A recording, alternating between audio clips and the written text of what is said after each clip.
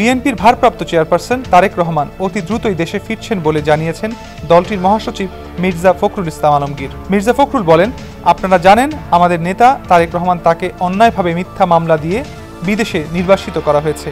তিনি এই আন্দোলনে সর্বাত্মক সহযোগিতা করেছেন। তাকে অবিলম্বে দেশে ফিরিয়ে আনার জন্য আমরা ব্যবস্থা গ্রহণ করেছি। ফখরুল জানান, সিদ্ধান্ত হয়েছে খালেদা জিয়াকে অবিলম্বে মুক্তি দেওয়া হবে।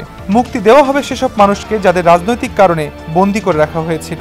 এখন যে পরিস্থিতির সৃষ্টি হয়েছে সেটি নিয়ন্ত্রণে সব রাজনৈতিক দল, ছাত্র জনতা কাজ করবেন। দেশবাসীর প্রতি আহ্বান জানিয়ে বিএনপির মহাসচিব বলেন, আমরা একটি বড় বিজয়, বড় সাফল্য পেয়েছি। সে সাফল্যকে ধরে রাখতে নিজেরা সংযমের পরিচয় দিই। ক্রোধ, ঘৃণা বা প্রতিহিংসার বশবর্তী না হয়ে কাউকে আক্রমণ না করি, কোনো প্রতিষ্ঠানের ক্ষতি না করি, বিশেষ করে আমাদের ধর্মীয় সংখ্যালঘু ভাইদের যেন আক্রমণ না করি।